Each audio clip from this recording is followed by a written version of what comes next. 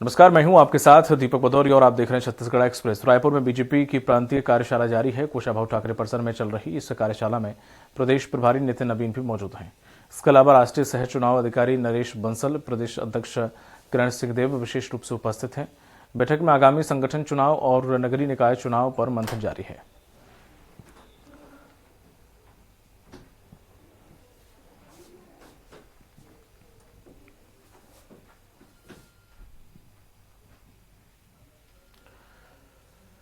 कुशाभाऊ ठाकरे परिसर में ये कार्यशाला आयोजित की गई है।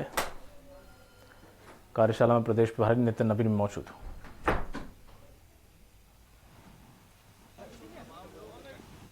छत्तीसगढ़ के बूथ तक के कार्यकर्ताओं को, प्रदेश अध्यक्ष से लेकर बूथ अध्यक्ष तक के कार्यकर्ताओं को मैं बहुत बहुत बधाई देता हूं। पूरी टीम को बधाई देता हूं कि सदस्यता के इस पर्व में जो लक्ष्य छत्तीसगढ़ ने तय किया, यह जो भारतीय जनता पार्टी का केंद्रीय नेतृत्व ने जो अपेक्षा की थी भारतीय जनता पार्टी छत्तीसगढ़ प्रांत से, उस अपेक्षा को इन्होंने रिकॉर्ड समय में पूरा किया और संगठन के इस पर्व को नई संजीवनी देने का, नए बीज के वृक्षारोपण का कह सकते हैं कि नए कार्यकर्ताओं की जो फसल होती है वो नए सदस्यों के रूप में जो आई है, निश्चित रूप से वो एक स्वागत योग्य है। और भारतीय जनता पार्टी केंद्रीय नेतृत्व पूरी तरह से छत्तीसगढ़ प्रांत को इस पूरे सफल कार्यक्रम को चलाने के लिए बहुत बहुत बधाई देता है। खास करके प्रदेश अध्यक्ष जी और उनके नेतृत्व में सभी जो संगठन के कार्यकर्ता ने काम किया है, मुख्यमंत्री से लेकर मंत्री, विधायक, सब लोग को मैं बधाई और सांसद महोदय को बधाई देता हूँ। बीजेपी की बड़ी बैठक आज होने जा रही है और 2 दिनों तक इस बैठक को लेकर मंथन होगी। नितिन नवीन जी है, क्या रहने वाला बैठक? नहीं, संगठनात्मक पर्व को लेकर किस प्रकार से हमको काम करना है उसकी चर्चा है और पार्टी के सभी लोग मिलकर इसको, संगठन के इस पर्व को जितना सफलतापूर्वक संस्था में निभाया है, अब संगठन संरचना को खड़ा करने में भी हम लोग उसी प्रकार से करें। निकाय चुनाव को लेकर निकाय चुनाव की भी तैयारी करेंगे, कार्यकर्ता नेतृत्व में काम करें इसके विषय। तो ये देख सकते हैं किस तरह से बीजेपी की जो बैठक है वो शुरू होने जा रही है और इसमें बीजेपी के तमाम बड़े नेता और मंत्री सहित तमाम लोग यहाँ पहुंच चुके हैं और जिस तरह से पूरी तैयारियां हैं और आगामी नगरीय निकाय चुनाव को लेकर, साथ ही साथ संगठन चुनाव को लेकर इस बैठक में चर्चा होनी है, विशेष रणनीति बनाई जानी है और इसके लेकर तमाम जो बड़े नेता हैं वो यहाँ पहुंच चुके हैं। हमारे साथ पूर्व प्रदेश अध्यक्ष सहित तमाम जो बड़े नेता हैं मौजूद है और कहीं न कहीं इस बैठक में बड़ी रणनीति बनाई जाएगी ताकि आने वाले समय में उसको इम्प्लीमेंट किया जा सके। कैमरा पर्सन टिकेश्वर के साथ स्वराज एक्सप्रेस के लिए रायपुर से दिलीप साहू।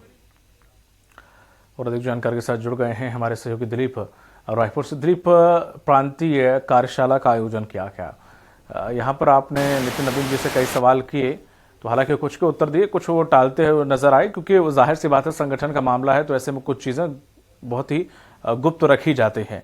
क्या कुछ इस बैठक में एजेंडे तय किए जाने वाले हैं और नगरीय निकाय चुनाव पर क्या कुछ मंथन होने वाला है? जी बिल्कुल दीपक, बता दें कि ये 2 दिवसीय बैठक आज से शुरू हो रही है। इसमें अलग अलग भाग में ये बैठक रखी गई है। अभी जो सुबह करीब 12 बजे, जो दोपहर 12 बजे जो बैठक शुरू हुई है, इसको संगठन पर्व के नाम दिया गया है। ये प्रांतीय कार्यशाला के रूप में इसका आयोजन हो रहा है और इसमें पूरे प्रदेश भर के तमाम जो वरिष्ठ नेता है वो इसमें शामिल है और इस पूरी बैठक की जो अध्यक्षता है वो प्रदेश प्रभारी नितिन नवीन कर रहे हैं और इसके अलावा इसमें भाजपा के जो सांसद है और राष्ट्रीय सदस्यता सह प्रभारी है नरेश बंसल, वो इस बैठक में शामिल हुए हैं।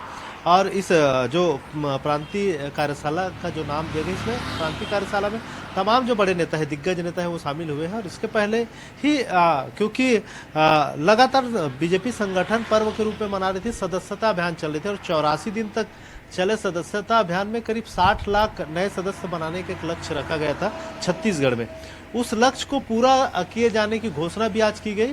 बैठक से पहले ही उसको लेकर एक गुब्बारे उड़ाकर तमाम जो नेता है उन्होंने खुशी का इजहार किया और लक्ष्य पूरा करने की बात कही गई। इसके अलावा जो सक्रिय सदस्यता अभियान भी चला रहे थे, जिसमें हर बूथ में 50 से 100 मेंबर जो बनाने वाले व्यक्ति है उन्हें सक्रिय सदस्य के रूप में चिन्हांकित किया गया है और ऐसे 50,000 से अधिक सक्रिय सदस्य बनाने का भी लक्ष्य रखा गया था पूरे प्रदेश में। उसमें भी कहा जा रहा है कि ये भी लक्ष्य हासिल कर लिया गया है।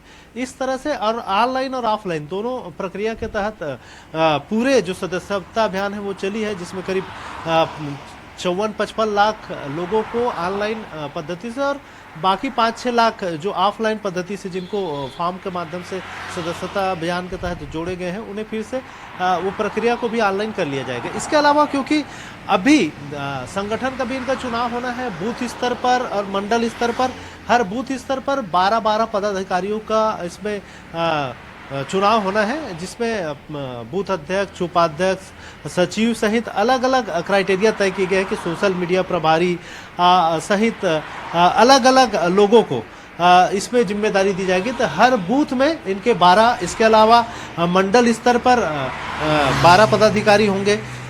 इसके साथ ही साथ फिर जिला स्तर पर चुनाव होगा और इसमें भी कहा जा रहा है कि भाजयुमो और जो जिला स्तर पर जो तय किए जाएंगे पदाधिकारी, इसमें मंडल और बूथ स्तर के लिए भी एक उम्र सीमा तय किया गया है। जैसे भारतीय जनता युवा मोर्चा के लिए भी जो अध्यक्ष होते हैं उनके क्राइटेरिया तय किया गया है कि पहले 35 साल था, उसे कम करके 32 साल कर दिया गया, 32 साल के उम्र वाले ही अध्यक्ष बन पाएंगे।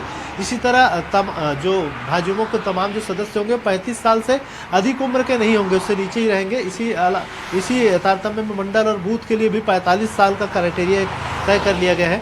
इसके अलावा जो बात करें कि जो जिला अध्यक्ष है वो भी 60 साल से अधिक नहीं होंगे, इस तरह की बातें कही जा रही है।